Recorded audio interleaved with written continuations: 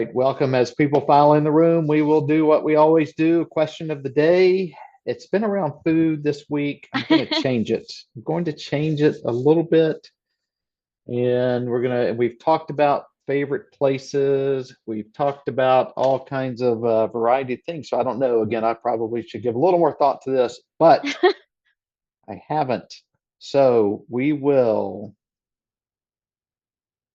What is, no, that one's too much.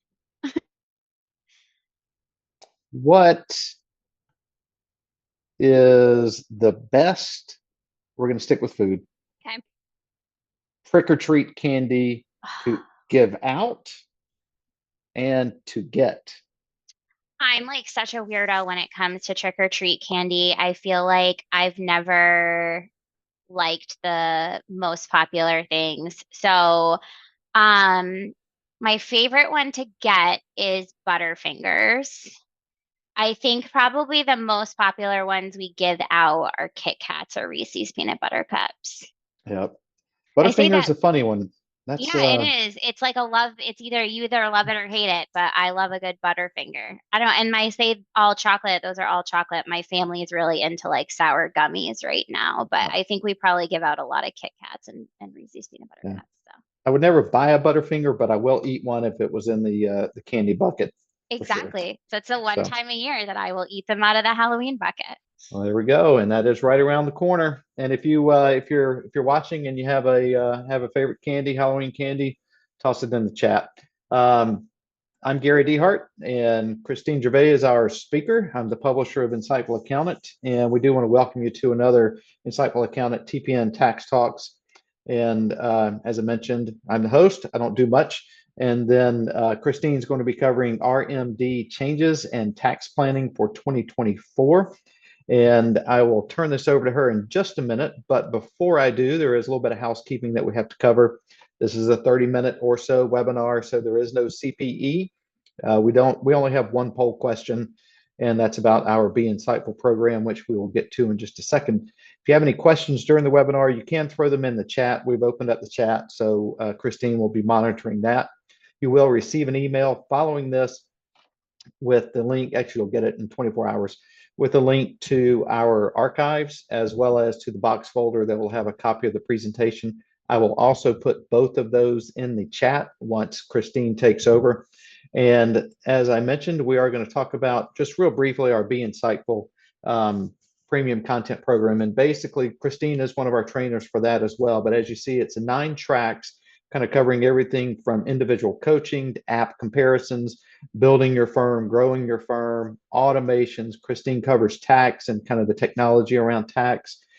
Kelly Parks is covering a tech stack more holistically, kind of across a practice. We have human resources, we have niche marketing, and then Murph's doing the series on ERP with the latest announcements from Intuit and what they're doing in the world of desktop and those changes. He's gone really deep into kind of what the options are from an accountant's perspective, or even from a user's perspective, to replace QuickBooks Desktop and hire in desktop. And it may be the case that you don't need to replace it, but what he's doing is diving deeper just to see what the options are that are out there, and so people can make, I guess, what word am I looking for? Educated decisions. So I do have a Educated decisions. educated decisions, which is what your world and your business is all about. It's about trying to help small businesses make educated decisions. So we hope to help you do that as well. So I'm going to launch a really quick poll.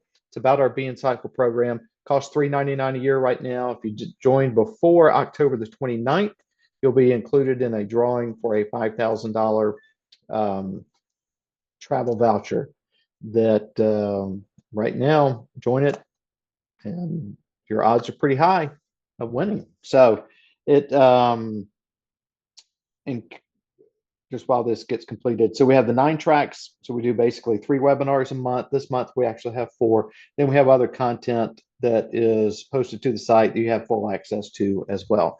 I'm going to go ahead and close this out in about 5 more seconds and turn this over to Christine. 3, 2, and 1. thank you all. Thanks for participating. Thanks for being here. And Christine, thanks for sharing your wealth of knowledge with us today. Awesome. Thank you, Gary. Thank you all for being here. If we have not had a chance to meet, I am Christine Gervais. I'm the co-founder of Cultivate Consulting.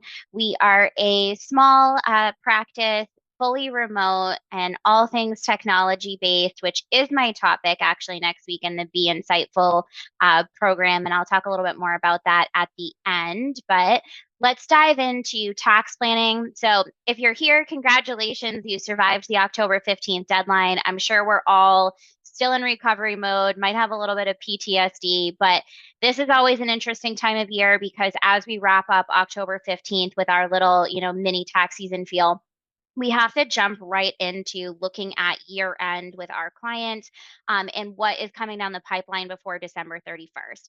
So, what we're going to talk about today is a little bit more individual planning based. Normally, a lot of these sessions are kind of focused more on small businesses, but I think these are really important changes that you want to be keeping in mind, even if you have a practice that is small business oriented. You're typically working with the individual owners of those businesses, and there's quite a lot that came out of this Secure 2.0 Act at the end of 2023 that is going to be impacting individuals going into the 2024 filing season. And we just want to make sure that you're aware of all of those and can start thinking about how this might impact tax planning conversations that you're having between now and the end of December. Um, Gary did go ahead and throw the YouTube channel up there for you. So if you want to go ahead and grab that article, that is right in the chat for you. So again, Secure 2.0, most of us are probably familiar with this at this point, or at least we've heard about it. It was passed at the end of 2023. A lot of the content in this bill was aimed at enhancing retirement savings opportunities, inspiring some retirement savings opportunities, and we'll talk about that a little bit more. So it's really meant to incentivize savings on the part of individuals for the most part, but also some pieces in here that are incentivizing the business owners with employees to participate in trying to improve the savings and improve the retirement opportunities available to your employees. Mostly significant changes to required minimum distributions from these retirement plans. And the reason I think that this is so important, especially going into tax planning conversations at the end of the year, is that I have seen numerous situations where people can get completely caught off guard with RMDs. Either tax practitioners or your clients or both, just not necessarily knowing that an RMD requirement needs to happen, not necessarily knowing the dollar amount of what that distribution is going to be, and then all of a sudden just kind of getting caught off guard with tax planning not looking like you were expecting it to, tax liabilities not looking like your client were expecting them to. And these can be really precarious because there are situations where an RMD can throw your client into a completely different tax bracket. And having some planning around that and knowing what's coming down the pipeline in terms of changes is really important to just giving your clients a really good heads up as to how they might be impacted, which of course is where we add most of our value as advisors. So, what are some of these key changes specific to these required minimum distributions? So, we have a gradual increase that's happening, and there's a big jump in dates here, but also a big jump in terms of age, which is going to mean, large swath of people will be impacted all at once. So, for individuals age 73 turning, that means that they are, or sorry, I reversed those. So just reverse that on your slide. Age 72 turning 73 after December 31st of 2022. The next change that we're going to see is not until 2032, right now, anyways, as the law stands. But in 2032, these required minimum distribution ages are going to jump all the way to 75. So they're actually increasing the age that you would be required to start taking the minimum distributions. The incentive behind that is to allow people to leave funds into these retirement plans longer if they don't actually need to be taking them out for living expenses. So again, I said a lot of this bill is centered around incentives for saving. So that is the increase in age, which means you might be able to look at clients who previously before this law might have been planning to have to take RMDs sooner. They may be in this caught in this little gap of the changing of the age where they might have one more year before they need to look at taking these RMDs, and you would want to have a conversation with them about whether or not that's something that's advantageous to them or not. Um, and then reduction in penalty for failure to take RMDs. This is a really big deal. So previously, if you did not take your required minimum distribution, the penalty for not doing that was 50% of whatever the RMD was, which could have been, really significant in instances where you had some higher RMDs.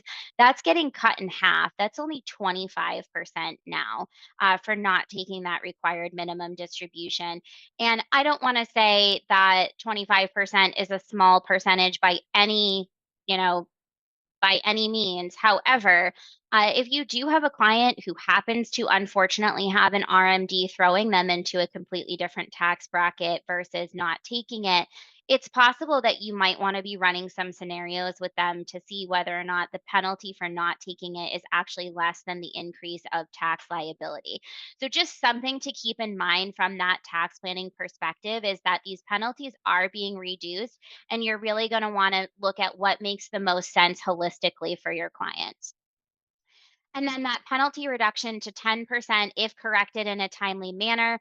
Timely manner apparently means within a 2-year period of time. So that's great. That's a really long time for your clients to correct. Of course, it means that they would also have to correct on the tax return year that RMD should have been taken. But we're giving a lot more grace here. They do correct within that 2-year period, the penalty is down to 10%. So, again, just food for thought when you're talking to your clients and you're looking at clients who are potentially in this zone of having to take RMDs. You're going to want to be looking at these different scenarios and really advising them from the perspective of what makes the most sense in terms of tax liability, especially if they're someone who doesn't actually need their RMD in order to cover their living expenses. So, what other things changed with this law? In addition to the RMD changes, I mentioned enhanced retirement savings opportunities. So, there's a very wide range of these things that are going to be potentially affecting a lot of different clients, also potentially affecting small businesses. Increased catch up contributions for 50 plus. So, that catch up contribution is going up to $7,500 for 2024. So, that's obviously the tax year that we're looking at right now.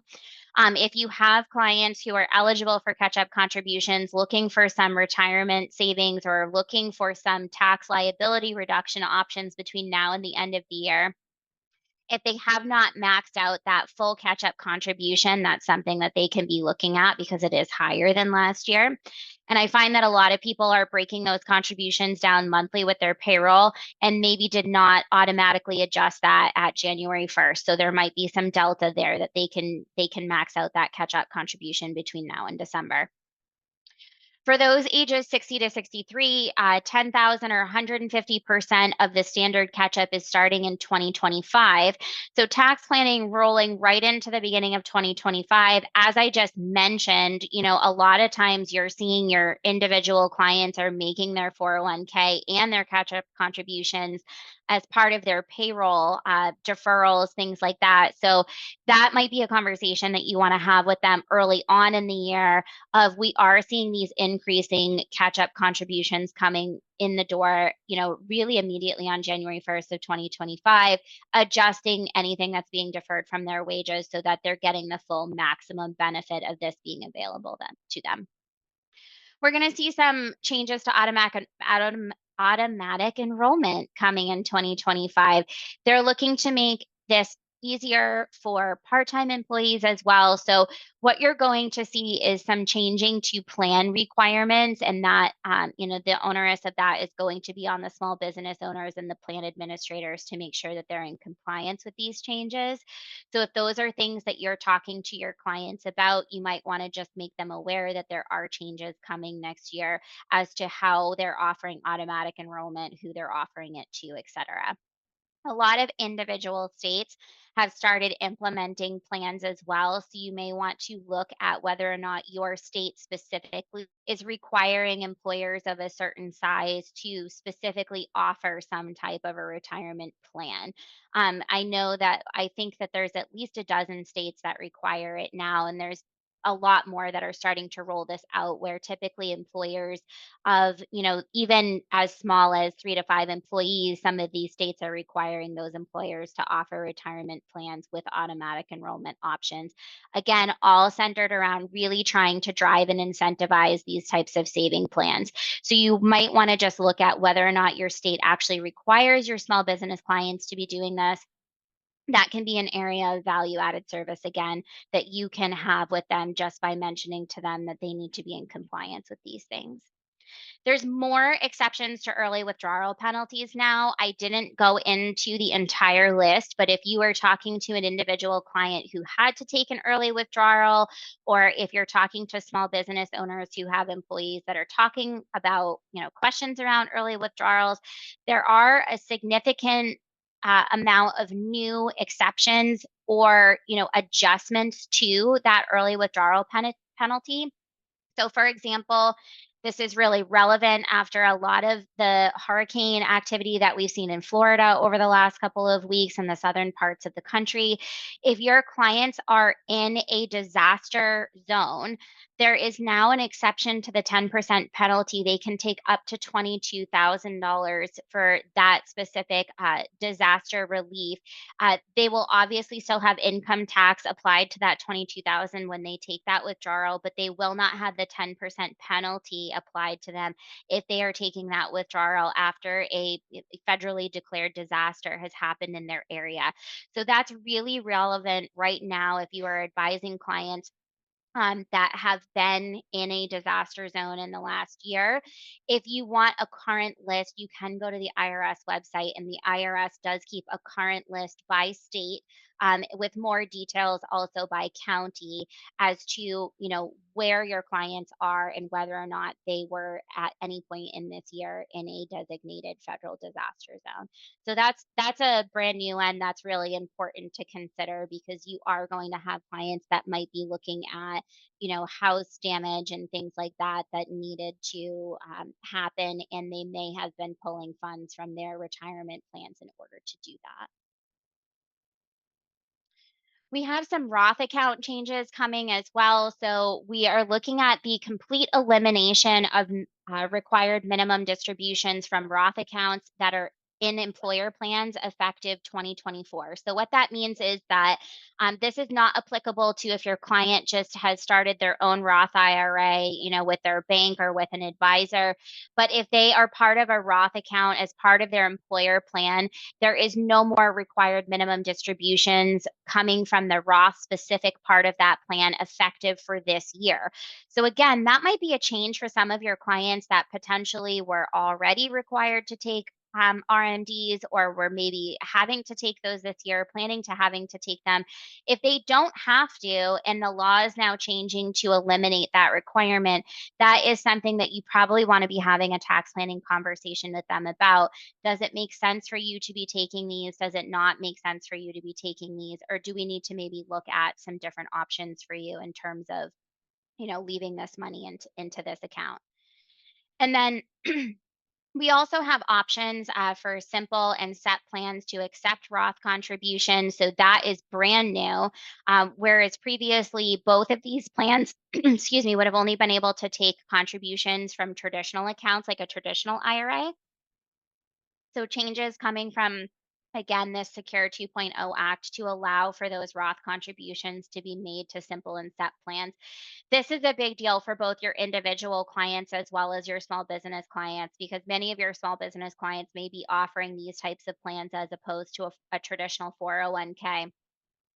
Also, if you're working with clients who are self employed, have Schedule C income on their personal income tax returns, they're probably using simple and set plans as part of their tax planning. And you may want to have a conversation with them about whether or not Roth contributions to those plans make more sense.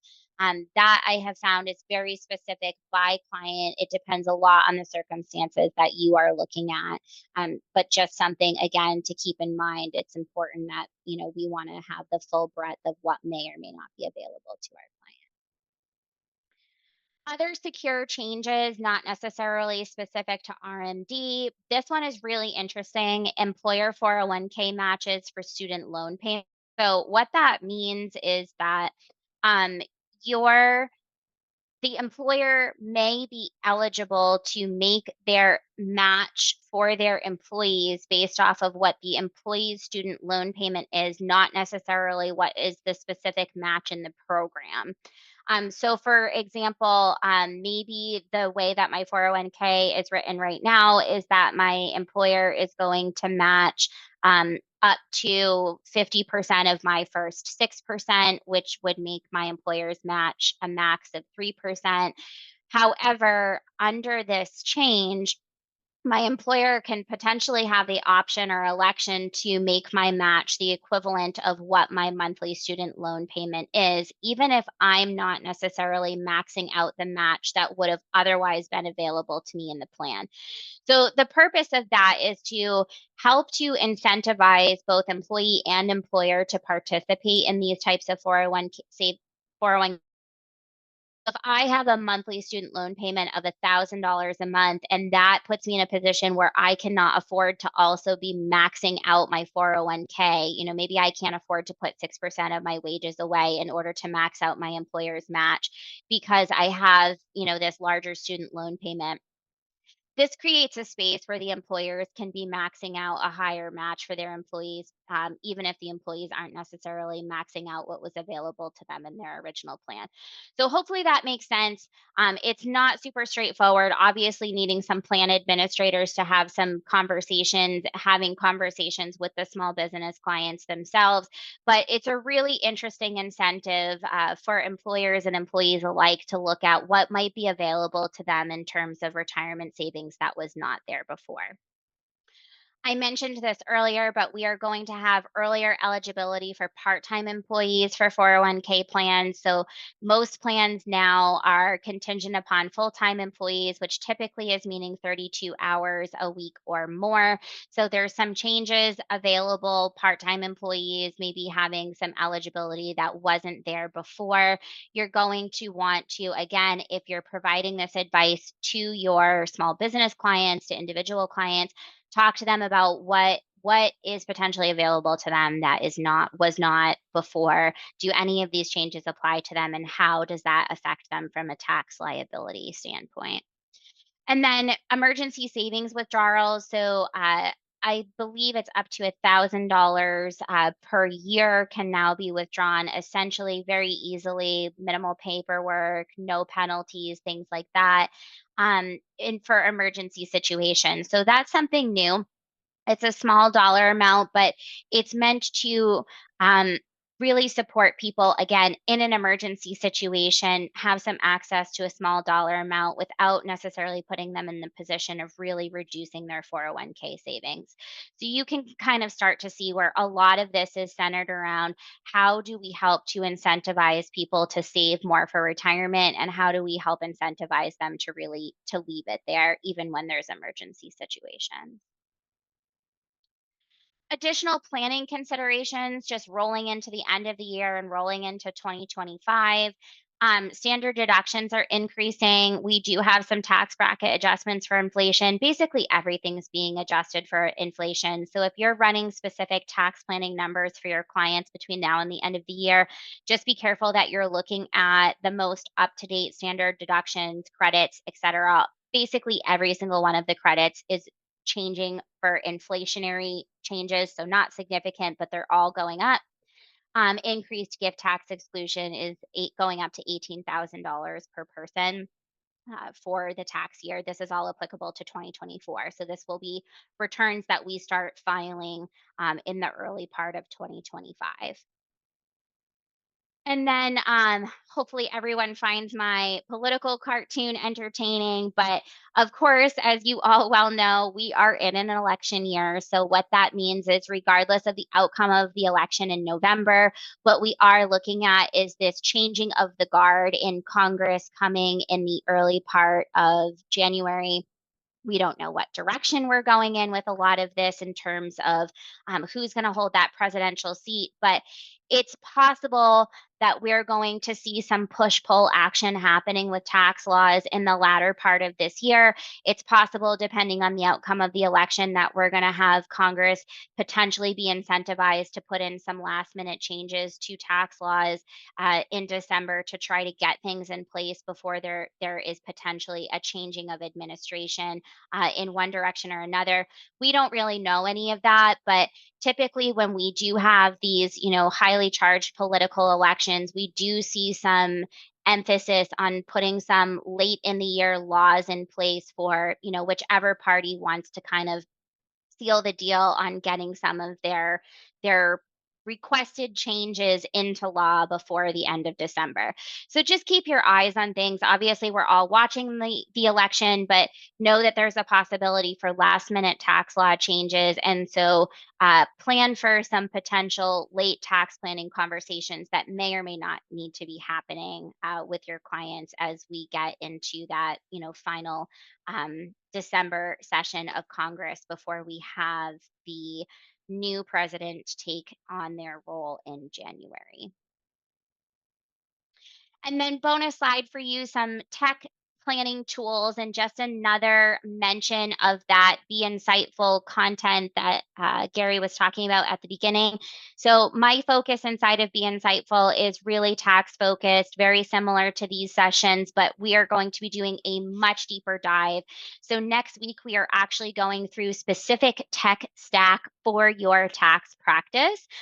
We have a really beautiful matrix of softwares and apps for varying sizes of different tax practices. We're going to be going through those tools, talking about them, size and fit for your organization, what they do, how AI is involved, how to implement them. So that session is a real deep dive on really what's going to best support you and your efficiency going into the 2025 tax planning season. If you're feeling really burnt out after Tuesday this week, then this would be a really great session for you to look at what could you potentially implement in the next couple of months that's going to take some of that stress off of your plate. How do you automate some of the manual processes in your tax practice? And then after the webinar on Thursday, we will also have a Q&A session next Friday. So all of that is available to you if you are a member of that Be Insightful premium content. So make sure that you go check it out. Thank you. Gary just popped the link right into the chat. So again, if you're interested or if that's sounding like that's something that's going to be helpful to you, go ahead and grab that link. Just some suggested tax planning tools specifically around planning. So CCH Access, if that is something that if you're already working with CCH, Access has their own planning tool that you can implement that would obviously integrate with their tax preparation software. BNA also has a great income tax planner. I will be the first person to tell you that I have not always loved tax planning software. Sometimes they just are not doing a deep enough dive. Excuse me. But those are some two good ones that you can take a look at. Both Schwab and Fidelity also have RMD calculators for you. So if any of this is hitting home as potentially applicable to your clients and you're looking at wanting to figure out what their RMD may be for this year, you can go check out those calculators that are available to you. I really liked this one, the Loom video. If you haven't checked out Loom, this is a pretty cool tool where you can actually record yourself walking through like a presentation or a calculation for a client. So especially if you have those clients that are asking you for more planning and higher value proactive services, but maybe you have a difficult time getting them on a call or getting them to sit down with you, you could run a projection for them and then you could actually do a video of yourself walking through that projection, explaining it to them and talking to them, just like this in a conversational way about what that projection means for them and what their projected income tax and then you can just send it off to them, which might be a time savings tool if you're on calls a lot with your clients. And then, of course, tax planning tool, be insightful premium content, get you set up with the tech stack that you're going to need to be highly efficient this tax season. So we have about 30 seconds left. I will just open it up for questions. I don't see any immediately in the Q&A box, but if you have any last minute questions, feel free to pop them in. My contact information is also available to you. So if you have any follow up questions or anything that you didn't necessarily want to ask in the group, always feel free to reach out to me. Otherwise, thank you all for being here. This was a quick snapshot on year-end changes, and hopefully I will see you all next week on our webinar going through that tech stack before the end of the year. Which is right around the corner, right? It is coming up very quickly, Right. yes.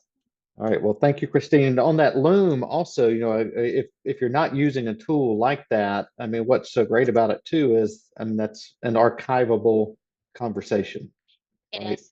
Yep. And yeah, it's something. Hey, I laid it out. You don't have to have the conversation again. You can point them back to that resource, Yes. and or even I haven't really thought about it. It's probably a good tool to use as well that you could use across your practice, right? This is one generic message for all of my clients. Yep. Send it out, tie it into your marketing, and You can. then, It's also yeah, great for training and things like that. But yeah, I yeah, particularly liked it in this instance. We have some tax planning clients that won't always get on the longer discussion call. So I like to still have a deliverable to present to them so that they can refer back on their own time and really feel like they're getting their value. fantastic. All right. Well, we are at 12:31. Thank you so much. Thanks, everybody. And if you said yes to the poll question, we'll get some information out to you. I also put the link to the site where you can get more information and register for the Be Insightful program. So thank you all. Talk soon.